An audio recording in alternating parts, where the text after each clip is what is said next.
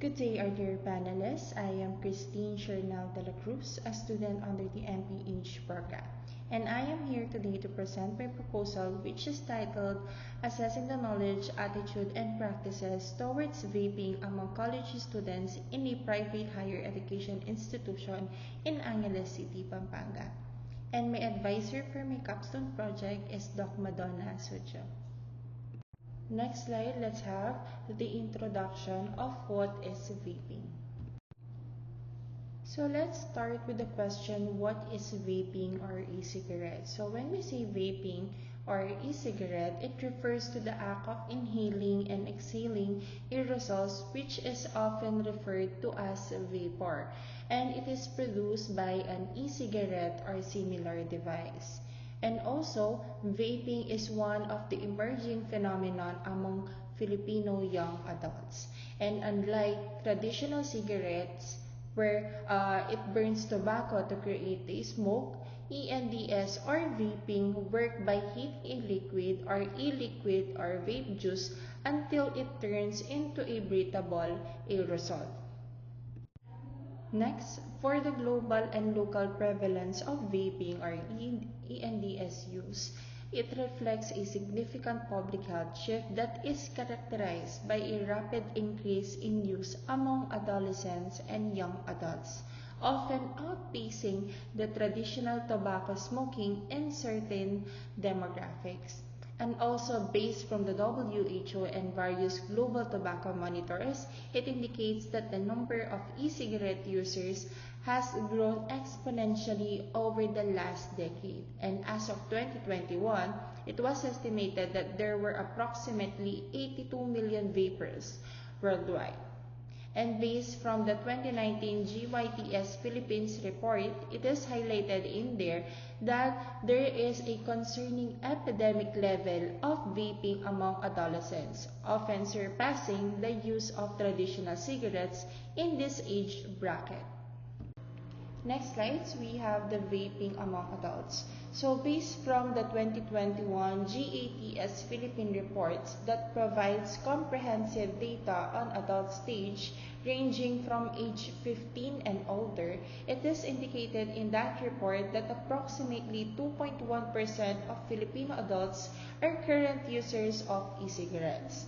So while the percentage is lower than the traditional smoking, it represents a massive increase in raw numbers compared to the 2015 data. And while the traditional smoking prevalence among adults dropped from 23.8% in year 2015 to 18.5% in year 2021, the rise of vaping is seen as a new challenge that may undermine these gains in tobacco control.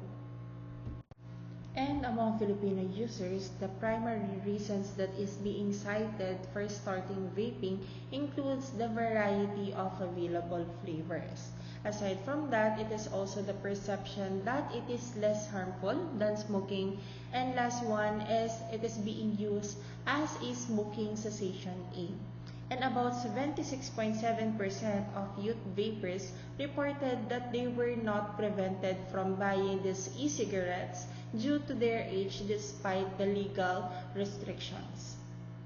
Next, after having discussed the background of the study, I will discuss the related literature that further highlights what has been done and what gaps are still present in this field. Vaping among adolescents and college students. So according to the GYTS or the Global Youth Tobacco Survey, over 14.1% of Filipino students aged 13 to 15 have tried e-cigarettes.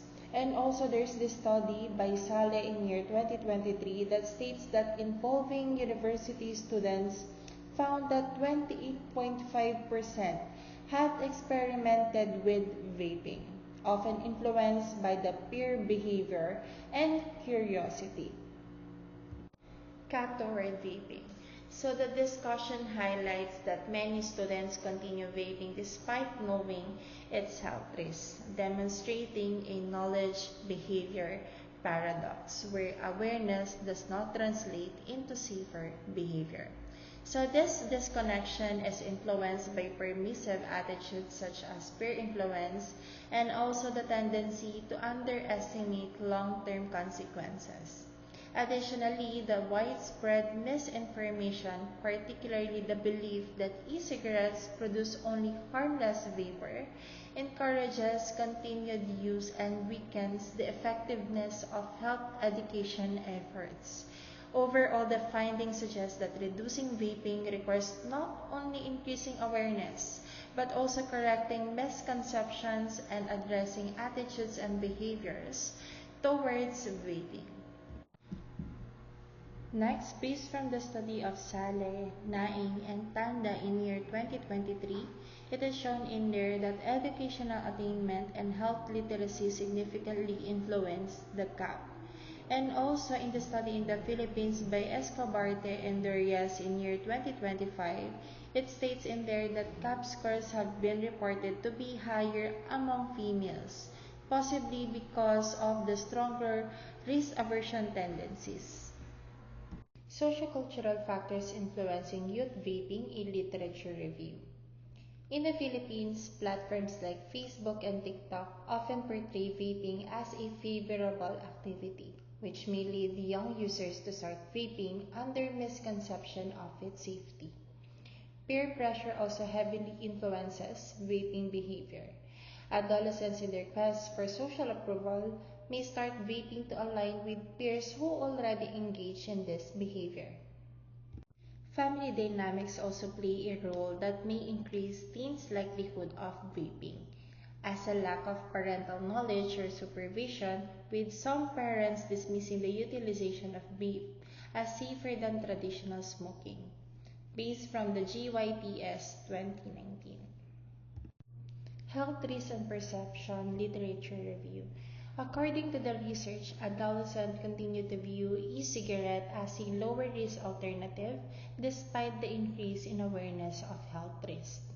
Despite the seeming low risk of e-cigarettes, questions surrounding this arise whether this raise long-term safety concerns in young people, and as research from 2019 identifies possible respiratory and cardiovascular hazards associated with their use.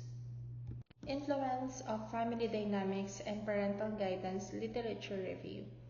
Parental monitoring and communication are an effective tool in adolescent risk behavior. Given the surge in vaping among Filipino adolescents, intervention may need to address various levels such as promoting informed parental advice, creating critical media literacy, and boosting public health education to combat misinformation regarding vaping safety.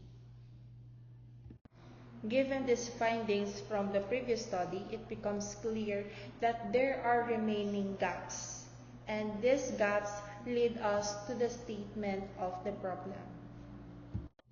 Despite increased attention to vaping among youth, peer-reviewed prevalence studies specifically targeting Filipino college students remain limited, with no new empirical publication identified in 2024 to 2025. A qualitative exploration by WANES in year 2025 examined vaping motivations among Filipino high school students, highlighting peer influence, autonomy, and emotional coping, but did not extend to tertiary populations. These developments highlight a clear gap by exploring vaping awareness, perception, and behaviors among Filipino college students in a private higher education institution in relation to local socio-demographic and socio-cultural influences that may inform Filipino adolescent-directed policies and intervention. For the general objective of the study, it is to examine the knowledge, attitude, and practices toward vaping among college students in a private higher education institution in Angeles City, Pampanga. Next, for the specific objectives of the study. So the first one, it is to analyze the factors that is associated with vaping among college students, specifically the social demographic and the social cultural factors. So for the socio-demographic factors, it will include the sex, the gender, the year level, and the program enrolled. And for the socio-cultural factors, it will include the parental influence, the social media, the family dynamics, and the peer pressure. And for the second specific objective, it is to assess the student's level of knowledge, attitude, and practices regarding vaping. And for the third specific objective, it will be to compare the knowledge, attitude, and practices with students' socio-demographic and socio-cultural characteristics. For the fourth one, it is to determine the relationship of knowledge and attitude with their practices. And the last specific objective will be to develop the public health promotion and education program on mitigating the risks of vaping among college students' health. Now let's proceed to the research design and methodology of the study. For the study design, it will be an analytical cross-sectional research design that will be employed to describe the CAP or the knowledge, attitude, and practices of college students regarding the vaping. And for the study locale, it will be in a higher private education institution in Angeles City, Pampanga, or the AUF or Angeles University Foundation. Next, we have the study participants. So for the inclusion criteria, the student must be regular first year to third year camp students currently enrolled at AUF during the study period. And also, they must be 18 years old and above. And for the exclusion criteria, students with health conditions unrelated to vaping are those who decline the participation. Next, so for the sample size, it was calculated using an online sample size calculator from Rousoft, and it includes data from the enrollment statistics for the second semester of the academic year 2025 to 2026. So with this, the minimum sample size needed for the study is 321 students. However, the total number of students to be recruited will be increased to 385. Next is the research instruments. So the study will employ an adapted survey questionnaire from various previously validated questionnaires to assess the CAP levels, social media and peer influence, family dynamics, and parental influence towards vape use. And also the data will be collected through an online questionnaire via Google Forms, where it consists of 5 parts. Next, pilot testing and validation of instrument. So since the total base on this study were modified, further tool validation will be done. And also to assess its appropriateness, a pilot testing will be done to a group of 32 students, which will be excluded from the main study. And for the Cronbach alpha, a critical value of 0.70 is indicative of the reliability of the questionnaire. Next, so for the participant recruitment, permission will be sought first from the Office of the Vice President of the Academic Affairs and Research and Innovation, from which the permission letters will be sent to the Dean of the College. Afterwards, participant recruitment will be done on-site until the target sample size is reached. So those students who are interested to participate will be asked to accomplish the informed consent form via Google Forms. Next, for an ethical review, it will be sought from the Ethics Review Committee of the AUF or Angeles University Foundation, and the said Ethics Committee would also issue the ethical clearance for the study. Next, for data analysis, so the data will be organized using Google Sheets with data analysis to be done through SPSS. For descriptive statistics such as the mean, standard deviation, frequencies, and percentages will be used to summarize the socio-demographic data and the CAP levels.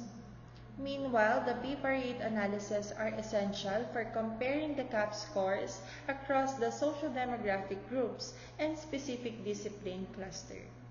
Furthermore, the relationship between the knowledge, attitude, and practices should be quantified using Pearson or correlation coefficient, whereas binary logistic regression serve as the primary multivariate method to identify the independent social demo and social cultural predictors of vaping behavior, yielding an adjusted odds ratio for the factors like social media exposure, parental modeling, and peer pressure. Thank you so much po for listening, and for the list of references po for this proposal, it is provided by the QR code presented. Have a good day po.